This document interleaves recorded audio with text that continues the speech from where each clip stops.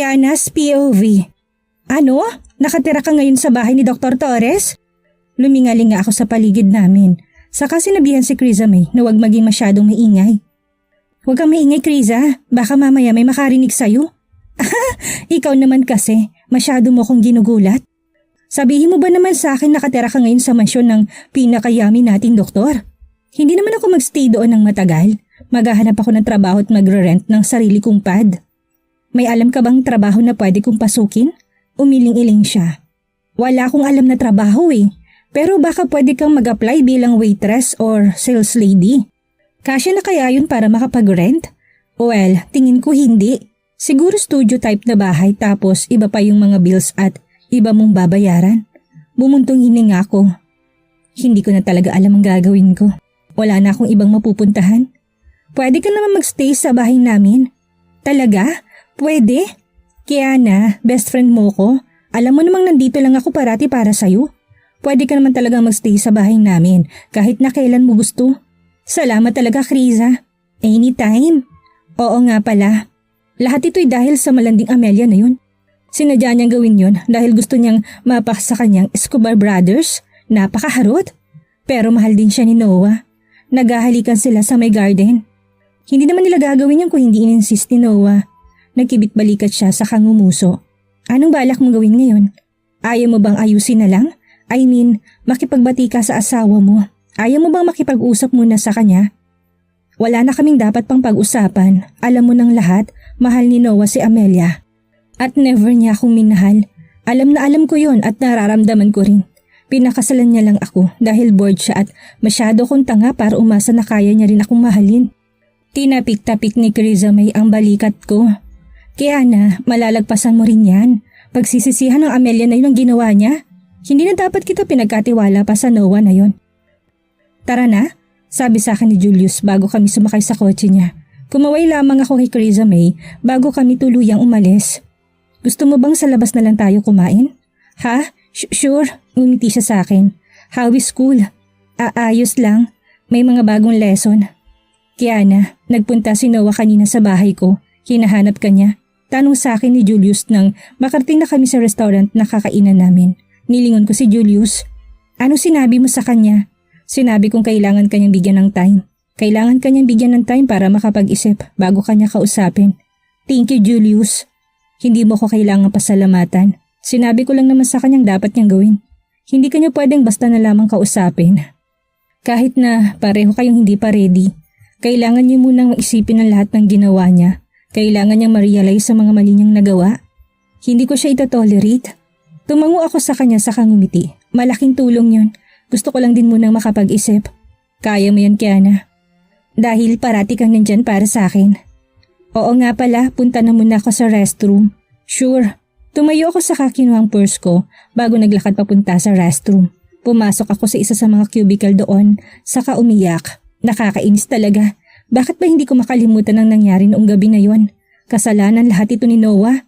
Wala na siyang mabuting ginawa sa akin. Parati niya na lamang akong sinasaktan. Nakakainis talaga siya. Nang mahimasmasan na ako'y kaagad kong pinunasan ang luha mula sa mga mata ko. Saka lumabas mula sa cubicle para hugasan ang kamay ko sa may lababo. Halatang kakaiyak ko pa lamang dahil namabag ang mga mata ko. If you don't want to lose something, you have to fight for it. Even if it hurts, it will be worth it. Halos mapatalon ako mula sa kinatatayuan ko nang biglang magsalita ang babae sa tabi ko. Halatang mas matanda siya sa akin pero napakaganda pa rin niya sa suot niyang pink chiffon dress. Excuse me? Dahil halatang kakaiyak mo lang. For sure, dahil yan sa taong mahal mo. Sa taong hindi ako mahal. Taong hindi ako magagawang mahalin. Napakunot ang noon niya dahil sa sinabi kong yon. Kung ganun, huwag mong sayangin pang luha mo sa kanya. Kung wala siyang ibang ginawa kung hindi ang paiyakin at saktan ka, then hindi ka niya deserve. You deserve someone who will love you and would make feel love you. You deserve someone who makes you feel that you are enough. Ngumiti lamang siya sa akin bago tuluyang lumabas ng restroom. Sino siya? Tatawagin ko sana siya pero tuluyan na siyang nakaalis. Mukha siyang mayaman at respetadong babae. Mukha rin siyang mabait. Noah's POV. Hinagis ko sa lupa ang baril nang mapatay kong dalawang lalaking nagtangkang pumasok sa loob ng base namin. Bumalik na po siya, boss. Bumalik na si Tiago. Oh, so that man isn't dead? Tanong ko habang naguhugas ng kamay. Umiling si Joram. Hindi po boss. Nalaman ng mga tao natin ang napatay niyo noon ay hindi siya at nagawa niyang magkaroon ng mga bagong tao. Sabi rin nila mas marami pa sila sa atin ngayon. Maraming kilalang grupo nila ng mga tao sa Asia at Europe. Sobrang lakas na po talaga nila ngayon. And why do you sound so scared? Tanong ko sa kanya habang nakataas ang kilay. Hindi po boss. Hindi po ako natatakot. Tingin ko lang naghahanda na si Tiago sa pagkikita niyong dalawa. Pakiramdam ko fully equipped na sila ngayon. No one dares to go against me, Joram. Everyone who tries na pagtaksilan o awayin ako ay laging ilalagay sa impyerno. At si Tiago, nagawa ko siyang talunin noon. Ibig sabihin lang ay kaya ko siyang talunin ulit. Naiintindihan mo ba yun? Tumango siya. Opo, boss. Ihanda mong sasakyan. Pupunta ako sa bahay ni Julius. Opo, boss. Si Tiago Valdoso, ang ultimate enemy ko. Siya isang nasa middle-aged man na walang ginawa kundi makialam sa bawat gawin ko. Gusto niya akong sumama sa clan niya pero tinanggihan ko siya. Yun din ang dahilan kung bakit siya nagalit at napagdesisyonan na lang nakalabanin ako. Isa siyang sikat na mafia boss at pinakamayaman sa aming lahat. Kilala siya bilang amo ng lahat ng amo pero wala akong pakialam doon. Papatayin ko siya gamit ang sarili kong mga kamay at ipapakita ko ito sa lahat. Pero sa ngayon gusto ko munang bawiin si Kiana. Pumasok ako sa loob ng kotse ko at pinaandar ang makina.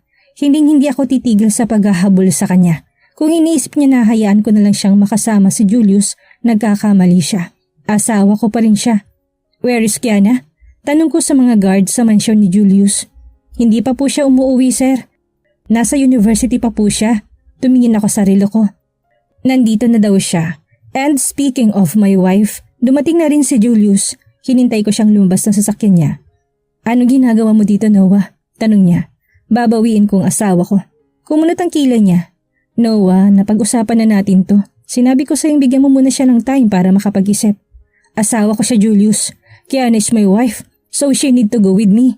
I need to see her right now. Nasaan siya? Sabi ko habang sinusubukang hanapin si Kiana. Hindi siya makikipag-usap sa'yo. She will talk to me. Sabi ko saka ako naglakad papunta sa kotse niya at pilit na binuksan ang pinto ng kotse niya. Doon ko nakita si Kianang nakaupo. Nagulat siya nang makita niya ako. Hinawakan kong kamay niya at hinila siya palabas ng sasakyan. Kiana, anong ginagawa mo dito? Bitawan mo ko, sigaw niya. Noah, bitawan mo siya. Sasama ka sa akin, Kiana. Patuloy niya akong tinutulak palayo. Hindi ako sasama sa'yo. Ayaw ko sumama sa'yo. Wala akong pakialam. Sasama ka sa akin dahil asawa mo ko. Noah, dapat hindi mo siya pinipilit na sumama sa'yo. Shut up! Itatapon ko na sana si Kiana sa loob ng kotse ko, pero umiyak na siya. Ayaw ko sumama sa'yo, please. Huwag mong gawin sa akin to. Julius, please, huwag mo siyang hayaan. Binitawan kong kami niya, tinignan siya ng nalilito. Ganyan ka na ba galit sa akin? Look, Kiana, yung nakita mo sa garden na yun, hindi yun ang gaya ng iniisip mo. That was just, manahimik ka.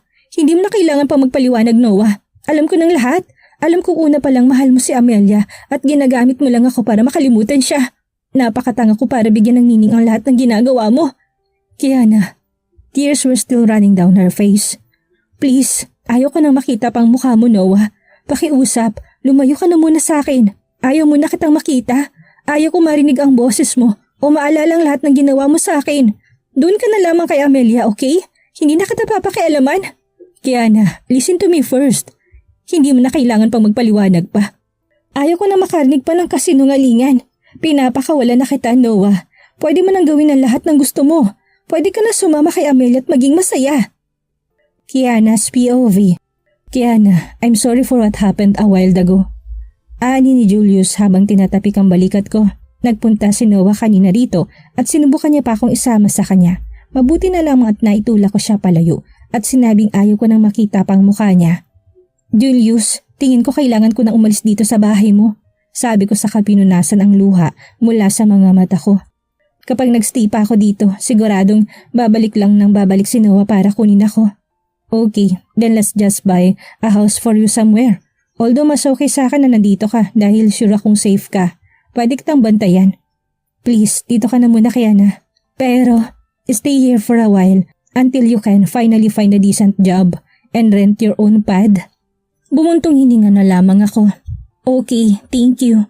Sigurado naman akong hindi na ulit pupunta rito si Noah.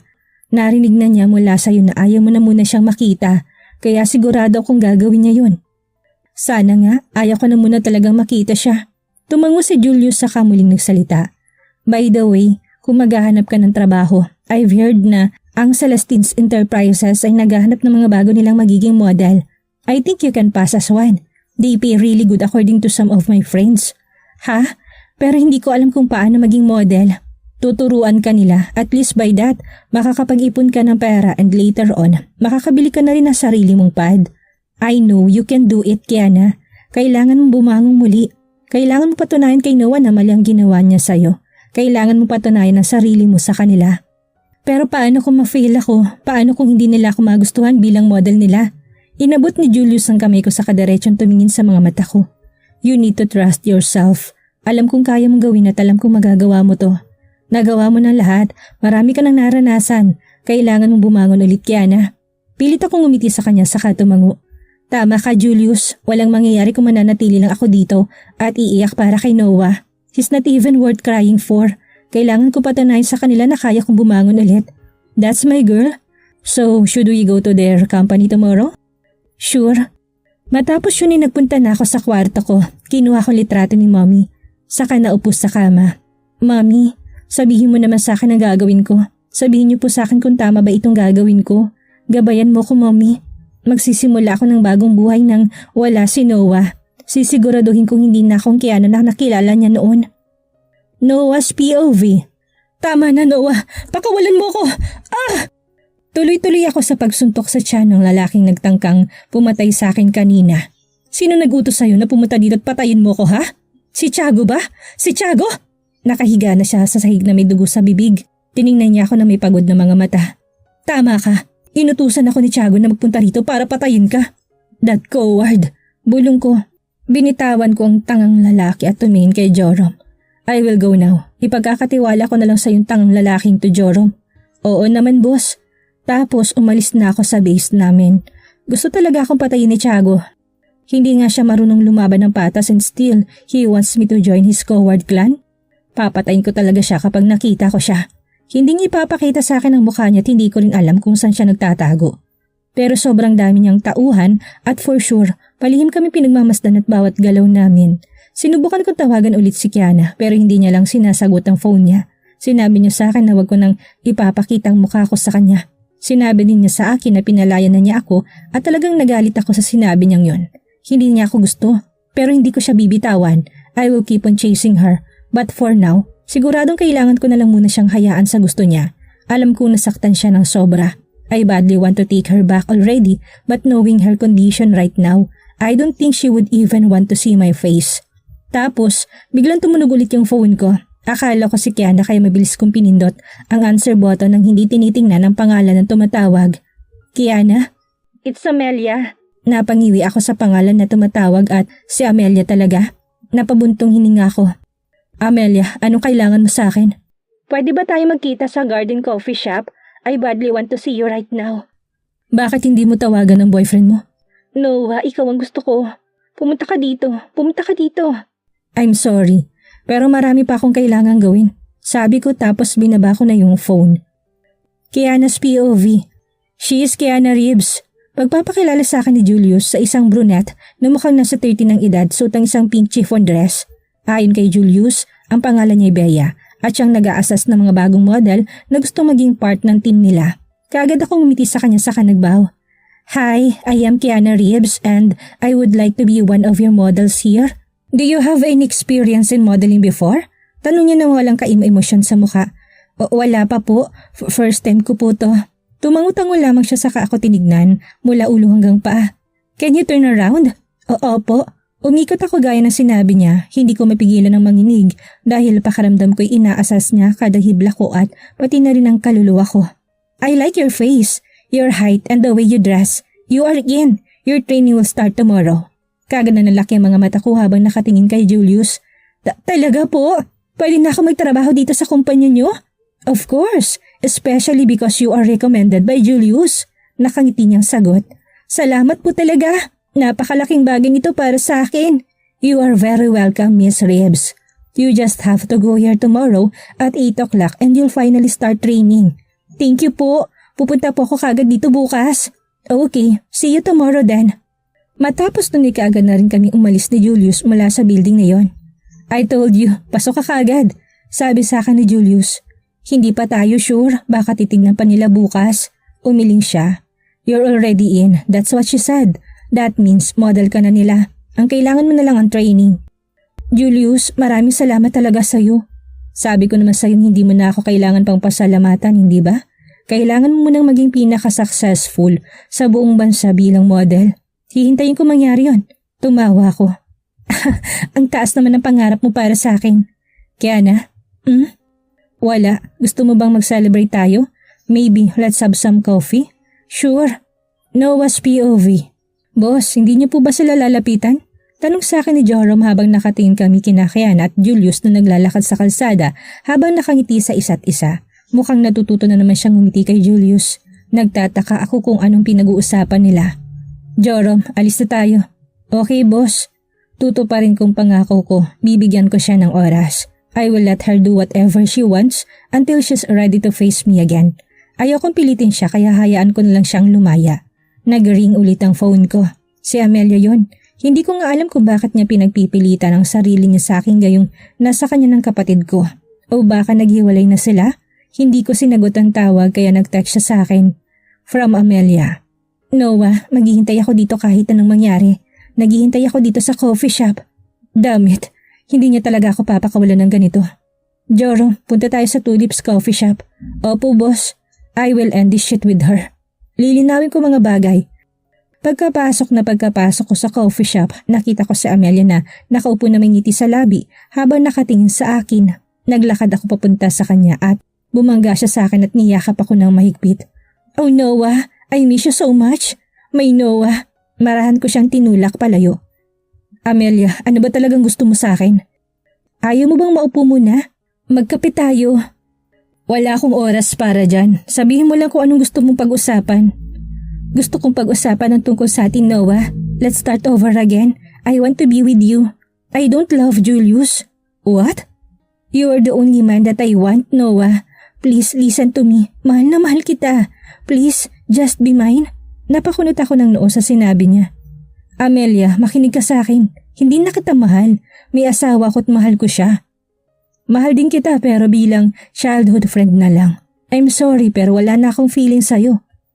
Yung mga taon nung nasa ibang bansa ka, unti-unti ding nawala yung feelings ko. Lalo na nung dumating si Kiana. Siya nang mahal ko ngayon.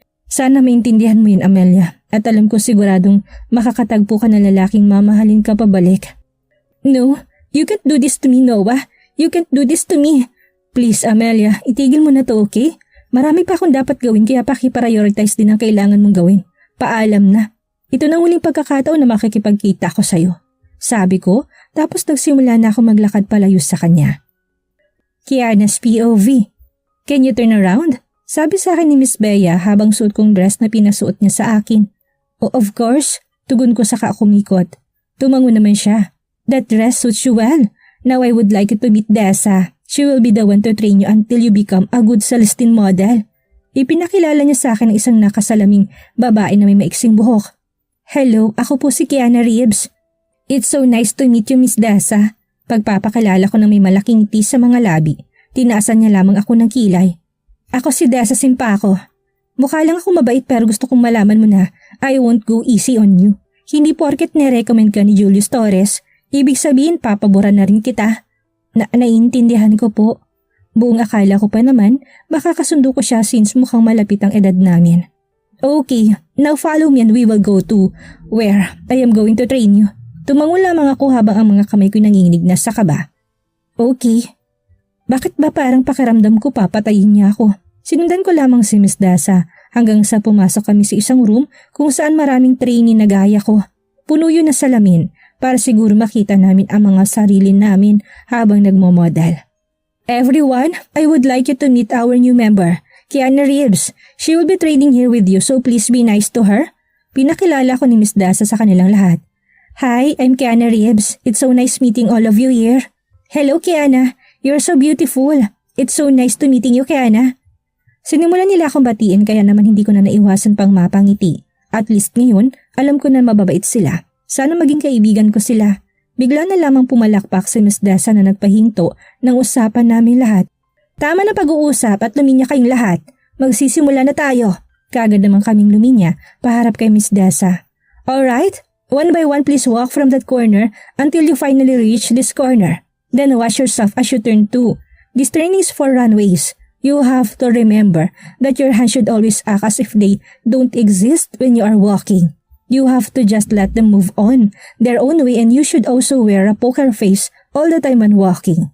Panay lamang ang tango namin habang nakikinig sa kanya. Tingin ko stricto talaga si Miss Dessa, pero tingin ko marami rin ako matututunan mula sa kanya. Matapos ang nakakapagod na training ni Miss Dessa, hinayaan niya kaming mag-break. Masyado nga siyang stricta at panay din ang sigaw niya sa amin sa tuwing nagkakamali kami. Pinakamaraming beses niya akong sinigawan dahil ako lang naman sa amin ang walang background pagdating sa modeling. Ngayon nandito ako sa may lounge area, nakaupo sa isang couch habang tinitignan ang paa ko na puno ng paltos dahil sa kakasuot ng high heels buong araw. So ganito palang modeling, never ko na na-imagine na ganito pala kahirap, bulong ko sa sarili ko. Modeling is really hard, right? Halos mapatalon na ako mula sa kinauupuan ko na may bigla na lamang umpo sa tabi ko. Tumingin ako sa kanya at laking gulat ko na makita ko magandang babae na nakita ko sa restroom ng coffee shop na pinuntahan namin ni Julius noon. Excuse me ma'am? Ngumiti siya. Mahirap lang talaga siya sa umpisa pero kapag nasanay ka na, natututunan mo ring magkaroon ng disiplina at tiisin ng mga bagay. You know what? Noong nagsisimula pa lang din ako bilang model, parati din ako nagko-complain and I almost gave up. Ngunit ang aking sitwasyon ay palagi nagpapaalala sa akin na kailangan ko magsikap ng gusto dahil gusto kong patunayan sa sarili ko na kaya ko. Na kaya kong bumangon ulit. Parati po kayong dumarating para bigyan ako ng advice, ma'am. Pwede ko po bang malaman ang pangalan nyo? By the way, ako po si Kiana Reeves. Kiana? Tila gulat niyang tanong. Tumango naman ako. Opo. Kayo po ba? Kiana, I'm Celestine. Natutuwa ako makilala ka. Miss Celestine, gaya po ng iniisip nyo. Bagong model lang ako dito. Pwede ko po bang malaman kung anong trabaho niyo dito? Model din po ba kayo? Tumawa siya dahil sa sinabi ko kahit ang pagtawa niya napakaganda. Masyado na ako matanda para gawin yun. By the way, I have to go now, Kiana. Tumayo siya kaya sumunod din ako sa kanya. I'll just see you around, okay? Okay, see you around, Miss Celestine. Sabi ko habang nakangiti sa kanya. Kumaway pa siya sa akin bago tuluyang umalis. Ang ganda niya talaga. Hindi nga siya mukhang matanda't gaya ng sinabi ko kanina. Mukha rin siyang model. Kiana, kagad akong lumingon at nakita si Misty, isa sa mga co-trainee ko. Kasama niya si Eileen, kasamahan din namin. Uy, anong ginagawa mo mag-isa dito? Kain tayo ng lunch? Ngumiti naman ako sa kanila. Talaga? Pwede akong sumabay sa inyo? Oo naman, friends na tayo hindi ba? Oo naman. Ano, punta na tayo sa cafeteria? Let's go? Natutuwa ako't may mga bago na akong kaibigan sa unang araw ko bilang trainee. Mommy, sinisimulan ko ng bago kong buhay. Nakahanap na rin po ako ng mga bagong kaibigan. Kita na lang tayo mamaya, okay? Sabi sa akin ni Julius na makarating na kami sa company kung saan ako nagte-training bilang isang model. Ngayon ang huling araw ng assessment at ngayon na rin pipili ang Celestine ng kukunin nilang mga models at mga model na ede-deploy nila sa ibang agency. Isang buwan na rin ang nakalipas mula na magsimula ako dito. Isang buwan mula nang huli kong makita si Noah. Okay. Kiana, I'm sorry if I won't make it today. I'm sorry kung hindi kita mapapanood. I swear I will make it up to you next time. Umiling-iling naman ako. Masyado ka ng maraming nagawa, Julius. Ikaw ang dahilan kung bakit nandito ako ngayon. Wala ka nang dapat pang gawin dahil sapat na mga nagawa mo para sa akin. Bigla na lamang niya akong pinitik sa noo. Sabi ko naman sa'yo, hindi mo na ako kailangang pasalamatan. Hindi ko lang talaga mapigilan ang sarili ko. Kiana, ikaw ang may gawa ng lahat ng ito. Deserve mong mapunta rito dahil meron kang skills and ability. Gagawin ko makakaya ko, Julius. Gagawin ko makakaya ko para makabawi sa'yo. I will watch your eyes. Nagpaalam lamang kami sa isa't isa bago ko kinuha ang bag ko at lumabas ng kotse niya. Take care, Julius. You too. Good luck, Kiana. Hinintay ko siyang tuluyang makaalis bago ako pumasok sa company building. Ramdam ko mabilis sa pagtibok ng puso ko. Kaya mo yan, Kiana. Sa may venue, napakaraming tao nakaupo sa may bandang stage para panoorin kami mag-model suot ang dress na ibibigay nila sa amin. Ilan din sa mga sikat na fashion designer ay nandito para panoorin kami. Nabigla ko na makita ko si Miss Celestine na nakaupo rin doon. Ngumiti lamang siya sa akin na makita ako. Si Miss Celestine na nagsilbing mentor ko mula pa nung nag-uumpisa ako. Parati ko siyang nakikita sa loob ng kumpanya although never niya sinabi sa akin ang trabaho niya. Eileen! Yes, Kiana? Kilala mo ba yung babae nakaupo banda doon? Yung nakasuot ng purple dress? Tanong ko sa kanya habang nakaturo kay Miss Celestine. Lalaki naman ang mga mata niya. Niloloko mo ba ako, Kiana? Hindi mo kilala si Miss Celestine? Alam kong Celestine ang pangalan niya. Pero hindi ko alam ang trabaho niya dito. Model din ba siya? Model siya dati. Pero ngayon siya ng CEO ng kumpanyang ito. Siyang may-ari nito, Kiana. At siya rin ang magsisilbing final judge na magsasabi kung pasok tayo o hindi. Ano? CEO? Siya ang CEO ng kumpanyang ito? Hindi mo ba napansin ang pangalan niya at ang pangalan ng kumpanyang iisa? Celestine Enterprises. Tumangutango ako. Bakit ba hindi ko napansin yun? Never ko talaga inakala na si Miss Celestine ang may-ari ng kumpanya. Nakakahiya. Ang dami ko pa namang sinabi sa kanyang mga reklamo tapos parati niya pa ako nakikitang umiiyak. Girls, the show is about to start. Get ready now. Sigaw ni Miss Dessa sa aming lahat kaya kaagad na kami nagpuntahan sa may backstage. Ngayon, iniisip ko kung ano kayang tingin sa akin ni Miss Celestine. Siguradong iniisip niyang incompetent ako at walang skills. Suot namin ang mga dress na binigay sa amin. Sa totoo lang medyo nalulungkot ako dahil wala sina Crizame at Julius dito para panoorin ako. Nagsimula na ang show. Nanginginig ang mga kamay ko habang naghihintay sa turn ko. We can do it, Kiana. We will be part of Celestine team and be together forever. Sabi sa akin ni Eileen at Misty. Oo, sabay-sabay tayong babangon. Tapos ay tinawag ng pangalan ko. Kaagad akong lumabas mula sa backstage at naglakad sa harap ng audience. Laking gulat ko nang makita ko sina Julius at Crizame na may hawak na malaking banner kung saan may nakasulat na, "Kaya mo yan, Kiana." Pareho silang sumisigaw. Nang lumabas na ako kaya naman hindi ko napigilan ng mapangiti. Pareho nilang sinasabi sa akin na hindi sila makakapunta. Sila ang dahilan kung bakit nandito ako ngayon. Sila ang tumulong sa akin na bumangon ulit at never nila akong iniwan. Kailangan kong gawin ang best ko. Kailangan ko patunayan sa kanila na deserve ko kung nasaan man ako ngayon. Umikot ako sa kaginawa ang last post ko at maya-maya ay narinig kong pagpapalakpak ng audience habang nakatayo. May iba pa sa kanilang sumisigaw. You did it, Kiana! And the best model for tonight who has been assessed by our very own CEO, Miss Celestine Moore, is none other than the model who nailed every dress that she wore. The one who proved that she can wear any dress and still look like a real Celestine model. It's none other than Kiana Reeves. Nakatayo lamang ako doon na tila estatwa. Iniisip ko kung tama bang pagkakarinig ko. Kiana, ikaw ang best model. Pumunta ka na doon at tanggapin ang award mo. Biglang sabi sa akin na Eileen. Ano? Lumapit din sa akin si Misty. Nanalo ka, Kiana. Nanalo ka. Nanalo ako. Ako napili. Oo, pumunta ka na sa stage. Naghihintay sa'yo si Miss Celestine. Anong buhay kaya naghihintay kay Kiana ngayong umalis na siya sa podar ni Noah at tinahakang pagmamodelo? Anong gagawin ni Noah para muling makuha ang tiwala ng asawa? Yan ang ating aalamin sa susunod nating kabanata.